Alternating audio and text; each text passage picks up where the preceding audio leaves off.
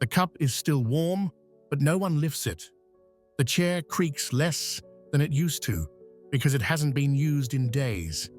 Their shoes sit by the door, untouched, like they're waiting for a walk that will never happen. You start noticing the little absences. They used to call out for help to reach the bathroom. Now they don't. They used to ask for their crossword puzzle. Now they barely look at the paper. You think maybe they're just tired. Maybe they're resting more. But something in your chest tightens. Something wordless. They don't tell you when it's the last time. They don't say, "This is the last morning I'll ask for coffee," or "This is the last time I'll tell you that story about Dad's boat." They just stop. And the silence grows louder than the TV, louder than your voice. If you knew these were the final days, the last week, the last season, would you speak differently? Would you hold their hand longer? Would you say the thing you've been holding back for years? Or would you still be waiting for a clearer sign? We say, they're just tired. They've earned their rest. They're getting older. And in saying that, we let ourselves breathe a little easier. We silence the voice in the back of our minds that's whispering what we don't want to hear. That something is shifting. That we are entering the long goodbye. The lie isn't malicious, it's protective. Because if we admit the truth, that these subtle changes might mean the end is near, then we have to face a terrifying responsibility to be present, fully, to grieve before loss even arrives, to say what matters while we still can. So we trade truth for comfort. We tell ourselves stories to shield us from the weight. She's just sleeping more because it's winter. He didn't eat much today. Maybe he just had a big breakfast. She's confused lately, but it's probably just the medication. We say these things as a way to hold on to normal, because if it's not the beginning of the end, then we don't have to change anything. We don't have to face the clock ticking inside the silence.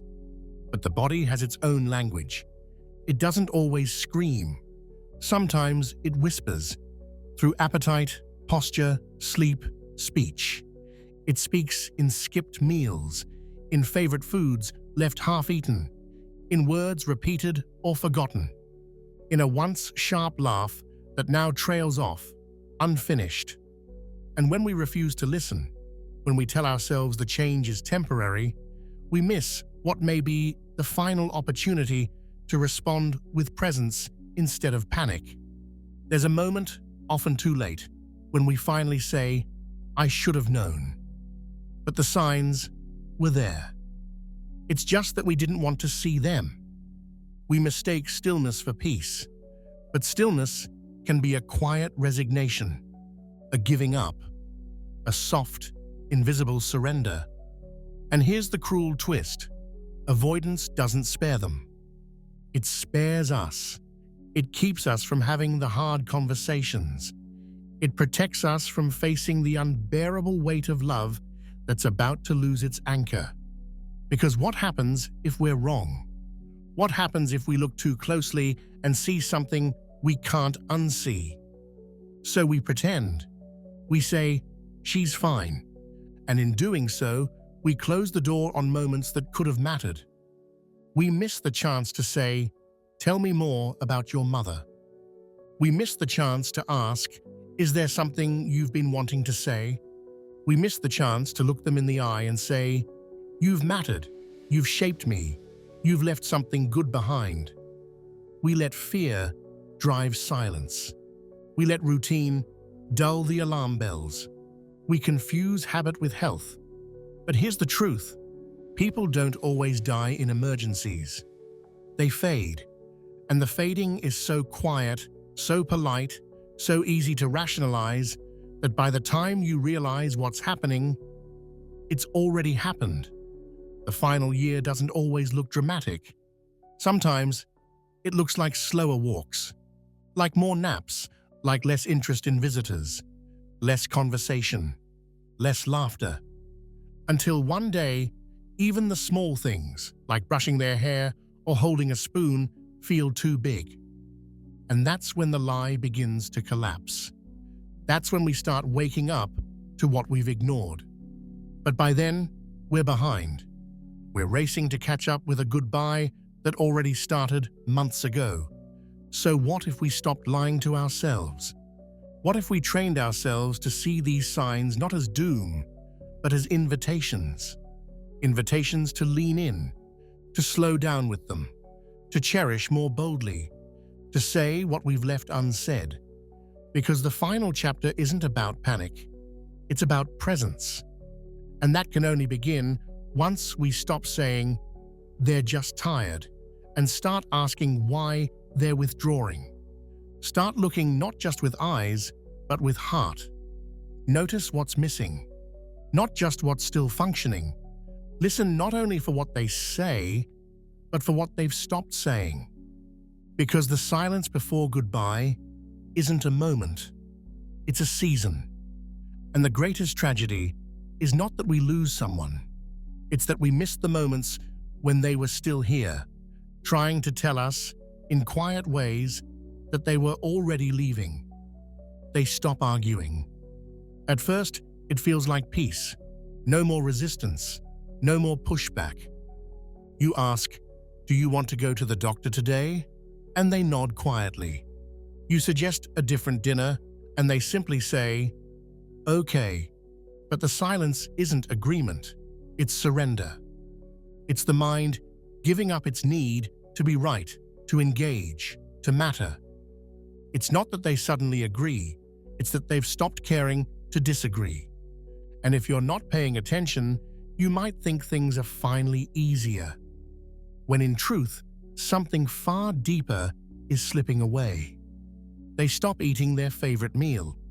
You spent extra time making it just right, baked the crust golden, added that extra pinch of seasoning. But they barely touch it. You say, "Aren't you hungry?" They shrug. "It smells wonderful," they say, but leave most of it on the plate. It's not fussiness, it's detachment. The joys that once lit up the senses no longer reach them. The ritual of pleasure has become muted. The body is slowly severing its ties to the world, one comfort at a time. They stop asking questions. Where they once filled the room with curiosity, "What's the weather today? Who's coming over? What day is it?" Now, silence lingers. They sit quietly as the world moves around them. You might think it's forgetfulness, but it's not just memory slipping, it's interest. The thread that connected them to the rhythm of life is loosening. And without someone tugging on that thread, bringing them back in, it can quietly unravel. They stop caring for their appearance. The clothes don't match anymore. Hair goes unbrushed. The mirror is just a passing object, no longer a place of connection. You might think they're just too tired, but beneath that, there's something else. A silent retreat from the performance of presence. A letting go of self-image, because part of the self is already preparing to step away. They sleep more. Not just naps after lunch, but a kind of heaviness that blankets the whole day. They drift off mid-conversation. They sit in the sun, and their eyes close for hours. You tell yourself they're just resting. But their body is doing something deeper. It's releasing, preparing, turning inward, where energy is no longer needed for the outer world. Not out of laziness, but out of quiet transition. And each of these moments, they don't come with sirens. They arrive in ordinary days. They appear while you're checking your phone, answering a call, making coffee. Moments you could miss unless you're really present. Unless you look at the unfinished plate, not with irritation, but with tenderness. Unless you see the mismatched clothes and ask gently, "Would you like me to help you choose something you used to love?" Unless you hear the silence not as awkwardness, but as a door cracking open to say something meaningful, if only you invite it. These signs aren't symptoms. They're love letters written in fading ink. They're the last verses in a song you've heard all your life. And if you rush past them, you'll miss the most beautiful part. They are not just signs that someone is dying, they're reminders that someone is still here, and that presence, yours, is the difference between fading quietly and being seen, heard, held until the very end. They stop arguing, and at first, it feels like relief. The tension you were used to, whether it was about eating habits, doctor visits, or turning off the TV, seems to vanish. But what replaces it isn't harmony, it's emptiness. You say, "Let's go to your appointment," and they nod without protest. You suggest they take their pills, and they comply with no words. It doesn't feel like cooperation. It feels like they've stopped showing up. Not physically, but emotionally. This isn't peace, it's surrender. Their will to resist wasn't just about stubbornness. It was proof they still cared, still had fire. Now, that fire has dimmed, and if you're not paying attention, you'll miss that it's not about the argument at all. It's about their fading presence. Then one day, you make their favorite meal, the one they used to request for birthdays, holidays, or when they needed cheering up. You place the plate in front of them, expecting that familiar smile, maybe a small thank you, but they just stare at it. Maybe they poke at the food. Maybe they say, "I'm not hungry." You brush it off. Maybe they had a big lunch. Maybe they're tired. But it's not just the meal. It's the joy behind it that no longer reaches them. This isn't fussiness. It's detachment. The things that used to awaken the senses are fading from importance. It's not about taste. It's about meaning. And when someone stops wanting the things that once brought them comfort, the question is no longer, what do they want for dinner, but what are they quietly letting go of? You notice they ask fewer questions, fewer comments about the weather, or who called today, or what you're watching. They used to ask you what time it was, what day, what you were up to later. Now, nothing. They sit in the same chair, watching the same flicker of light, but the thread that tied them to daily life seems thinner. You assume it's memory, something slipping. But it's not just that. It's disinterest. The kind that comes not from forgetfulness, but from emotional distance. They are slowly stepping out of the conversation of life. And the quiet isn't forgetfulness, it's a fading echo of curiosity. They aren't forgetting to ask.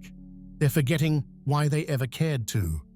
One morning you notice they haven't brushed their hair. Their shirt is buttoned wrong. They're wearing mismatched socks. You think it's just fatigue or that they were in a rush. But deep down, you know it's something else. They used to care about how they looked. Even in their quiet way, there was pride. Selecting a sweater, fixing a collar. That pride isn't there anymore. And you begin to realize this isn't laziness. It's a slow retreat from identity. The mirror doesn't reflect someone they recognize anymore. They're letting go of the outer image because something inside is already loosening its hold. The world of appearances no longer feels important because the internal world is calling them back. They sleep more, not just after lunch, but at odd hours, on the couch, in the sun, during a conversation. You cover them with a blanket and tell yourself they're just tired.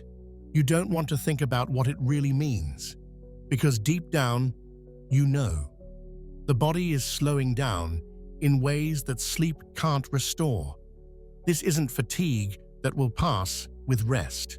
This is the body retreating from the world, conserving energy not for tomorrow, but for the final steps.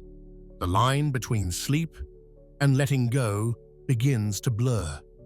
And it's not about laziness or boredom, it's about the body's quiet preparation for release. Each of these moments is so easy to miss. They happen while you're making dinner, checking messages, going about your day. A missed meal, an unspoken sentence, a second nap, and we miss them because we're scared to name them. We don't want to admit what they could mean. So we tell ourselves lies. They're just getting older.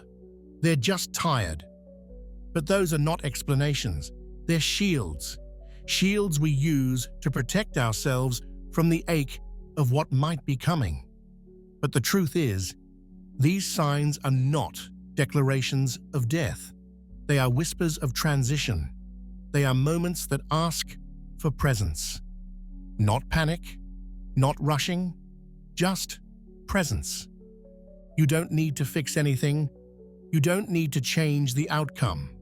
But you do need to notice. Because once you see these moments for what they are, when you recognize the unspoken warning behind a quiet sigh or a refused meal, you begin to respond with something deeper. Not solutions, but soul. Not tasks, but tenderness. You say their name more. You sit longer. You remember what they used to love and bring it back, even if just for a minute. You realize this isn't about saving them. It's about witnessing them, fully, in their final stretch, not as someone slipping away, but as someone still here. And sometimes, that's the most powerful thing you can do.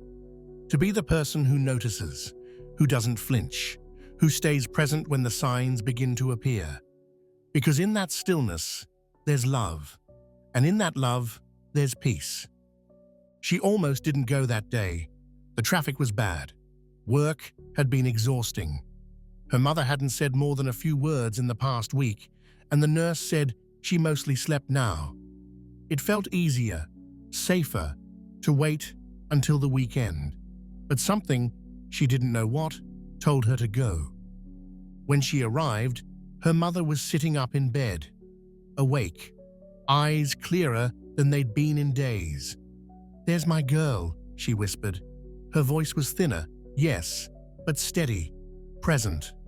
They talked, not for long, just a few sentences, about the flowers in the window, the nurse's dog, the way the light looked in the afternoon. It wasn't profound. It was ordinary, but it was alive. Then came the laugh. Her mother saw something on her phone, a photo of the grandkids in mismatched pajamas, and she laughed, not loud, but with her whole face, with her eyes. That kind of laugh that lights a room and makes you forget how tired you are. She took a photo. She didn't know why. Her mum smiled at the camera, lips curved just right, hands in her lap, like always. The daughter didn't think much of it. Her mother never woke up again. That night, she drifted into sleep and didn't return. Peacefully, the nurse said, softly. Looking back, the daughter realized that visit wasn't just a visit. It was a gift, a doorway, a moment of clarity before the silence. That smile in the photo, it was the real goodbye. She just didn't know it yet. And now, she keeps that photo in her wallet. Not because it captures the end, but because it reminds her to pay attention while the light is still shining, to never assume there's more time. Because sometimes, the most ordinary day is the final chapter in disguise. You can't stop time. You can't rewrite biology. You can't reverse what's already fading. But there is one thing you can do. Something that changes everything, not for them, but with them. You can make their last days deeper, warmer, more human. Because it's not about buying more time, it's about how you fill the time that's left. Don't wait until the call you dread. Don't wait until the bed is empty. Don't wait for the moment they disappear quietly from the routines you never thought would end. Sit beside them now. Ask that question. Hold that hand. Share that memory. Even if they forget it tomorrow, you won't. Because in the end, They won't remember everything you said, but they will remember how you made them feel. And when they're gone, so will you. Send this to someone who still has time. Be the person they remember, because you showed up before it was too quiet.